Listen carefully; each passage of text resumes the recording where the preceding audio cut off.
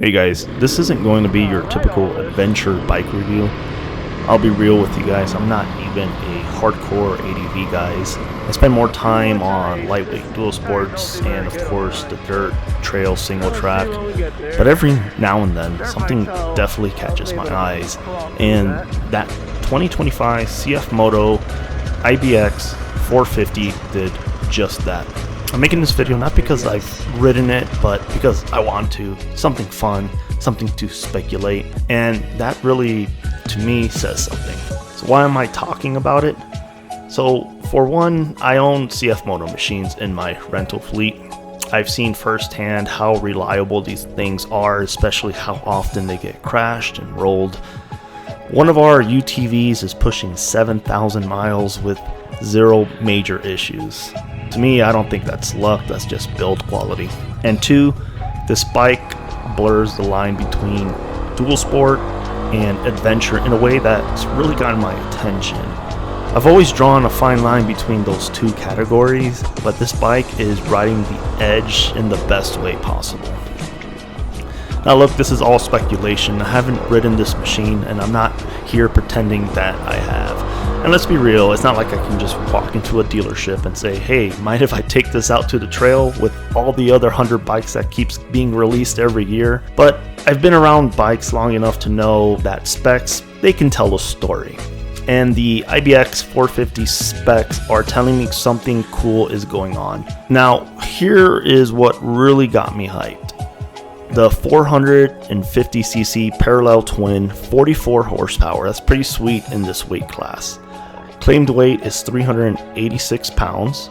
Seat height is 32.3 inches. Much more approachable than your average ADV giants, and just looking at this machine looks a lot more sleek. Kind of like the 701 Enduro. It's like a giant dirt bike, but it's more street worthy, I would say.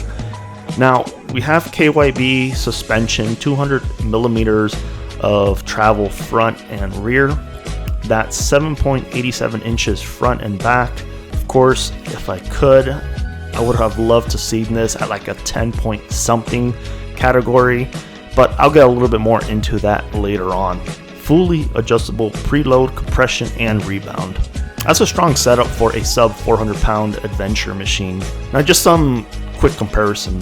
I wanted to compare it loosely to two bikes I've owned and ridden a lot. Of course, the 701 Enduro, 74 horsepower, single cylinder, 319 pounds.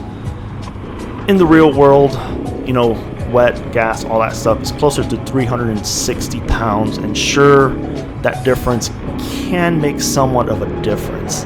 It's 275 millimeter suspension travel, which is at 10.8 inches.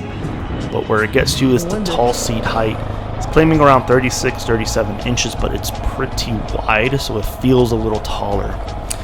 Now, 701, it was fun, but for me, the weight bias felt awkward, especially on the rear. That tall seat height didn't help in technical stuff either. What I mean by technical is just some awkward positioning, rocks, anything that I kind of wanted to climb up that I'm not comfortable with.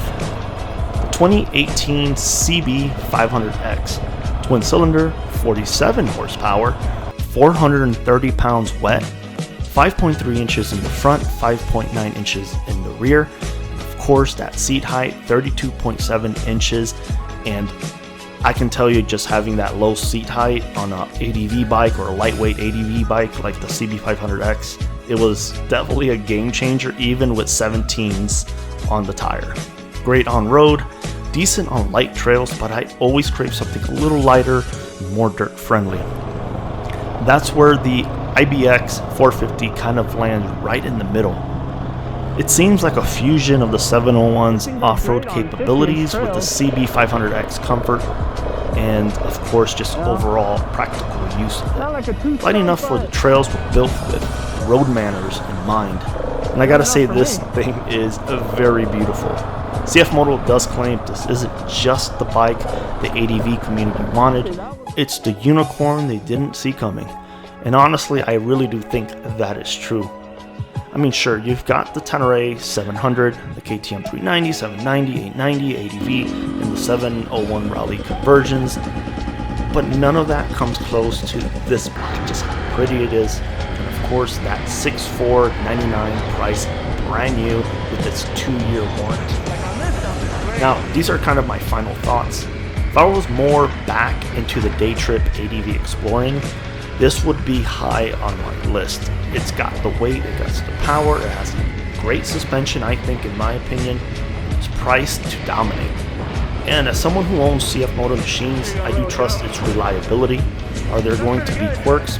Probably most likely, because most of my CFMOTOs, they had some quirks here and there. But what brand doesn't have them? Even my 701 Enduro ended up catching some check engine lights once in a while. But for what I'm seeing, the Ibex 450 might be the sleeper ADV bike of the year. Now, kind of wanted to talk about the suspensions between the three machines. You know, you got your 701, the CB500X, and then you got the CFMOTO 450. Now, honestly, with the CB500X suspension, it did fine on basic roads. Sure, I craved a little more, but the 701 was great on the off-road stuff. I mean, it just felt like a giant dirt bike, but it lacked that road matter, I would say. Now, a lot of suspensions too makes it feel a little bit unstable on highway speeds. They tend to dive a little bit more. Of course, you can get a revalve and stuff like that, but this is why I think the CFMOTO 450 is just that perfect all-around bike. And I'm sure there's going to be some suspension mods, or you can send it off to the shop and they can do some stuff to it. But anyways, let me know what you guys think about the CFMOTO 450 in the comments. I'm pretty excited, skeptical. I think it's really going to be a unicorn bike for just most ADV riders out there. Appreciate you guys watching. Again, this video was just more for fun since I'm not really into the ADV side, but this was that fine line between dual sport and adventure motorcycle. It's just right in that middle category, which really intrigued me about this.